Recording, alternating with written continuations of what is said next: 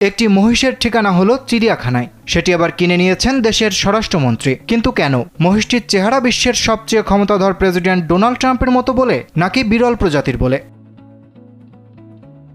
কোরবানির ঈদ আসলেই বাংলাদেশে গরু কিংবা ছাগল নিয়ে আলোচনার ঝড় ওঠা পুরনো প্রসঙ্গ। কেউ বেশি টাকায় ছাগল নিয়ে নিজের পরিবার সহ দেশ ছেড়েছেন, কেউ আবার বেশি টাকায় গরু কিনে নজরে পড়েছেন দুদকের। তবে এবার এই মহিষটি নিয়ে আলোচনার ঝড় উঠেছে পৃথিবী জুড়ে। সামাজিক যোগাযোগ মাধ্যমের পাশাপাশি রয়টার্স ও স্কাই নিউজের মতো আন্তর্জাতিক গণমাধ্যমও ধারাবাহিকভাবে প্রাণীটি নিয়ে সংবাদ প্রচার করে যাচ্ছে। পবিত্র ঈদুল আজহাকে সামনে রেখে কোরবানির পশুর হাটে এবার সবচেয়ে বেশি আলোচনায় এসেছে অ্যালবিনো জাতের এই মহিষ।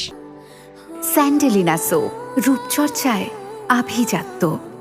তবে তার বিশাল আকার বা দাম নয়, আলোচনার কেন্দ্রবিন্দুতে আসার কারণ তার অদ্ভুত রং। গোলাপি বর্ণ এবং মাথার চুলের বিন্যাস অনেকটা মার্কিন প্রেসিডেন্ট ডোনাল্ড ট্রাম্পের মতো হওয়ায় মালিক মজার ছলেই মহিষটির নাম রাখেন ডোনাল্ড ট্রাম্প। তবে শেষ মুহূর্তে এসে কোরবানির জন্য প্রস্তুত করা এই পশুটিকে আর কোরবানি দেওয়া হয়নি। আর তাতেই প্রশ্ন উঠেছে, কোরবানির জন্য প্রস্তুত করা মহিষকে কেন শেষ মুহূর্তে কোরবানি থেকে সরিয়ে নিলেন স্বরাষ্ট্রমন্ত্রী?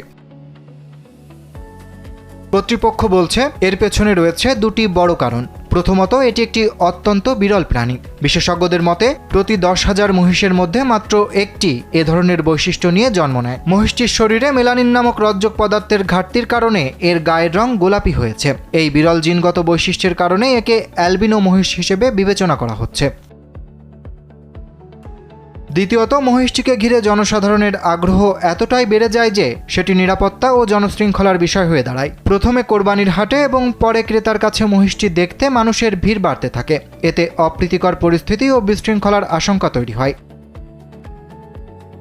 এ অবস্থায় স্বরাষ্ট্র মন্ত্রণালয়ের হস্তক্ষেপে মহিষটিকে কোরবানি না করার সিদ্ধান্ত নেওয়া হয়। ডোনাল্ড ট্রাম্পকে কিনেছিলেন কেরানীগঞ্জের মনিরুজ্জামান। ওই ব্যক্তিকে পশুর ন্যায্য মূল্য ফেরত দেওয়া হয়। পাশাপাশি কোরবানির জন্য বিকল্প গরুর ব্যবস্থাও করা হয়, যাতে তিনি কোনো ধরনের ক্ষতির মুখে না পড়েন।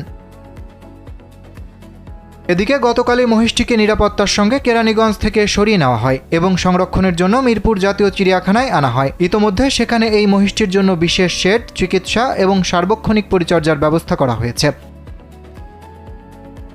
কৃষি, মৎস্য ও প্রাণী সম্পদ প্রতিমন্ত্রী সুলতান সালাউদ্দিন টুকুর ভাষ্য, ডোনাল্ড ট্রাম্প শুধু একটি আলোচিত মহিষ নয়, এটি বাংলাদেশের প্রাণী সম্পদ ও জীববৈচিত্র্যের জন্য একটি গুরুত্বপূর্ণ সম্পদ। ভবিষ্যতে গবেষণা, প্রজনন এবং বিরল প্রাণী সংরক্ষণ কার্যক্রমে এটি গুরুত্বপূর্ণ ভূমিকা রাখতে পারে।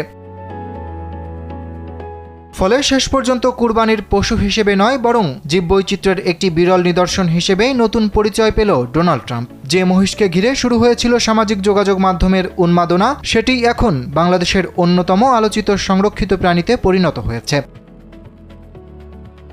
অরিত্র বাসু, কালবেলা।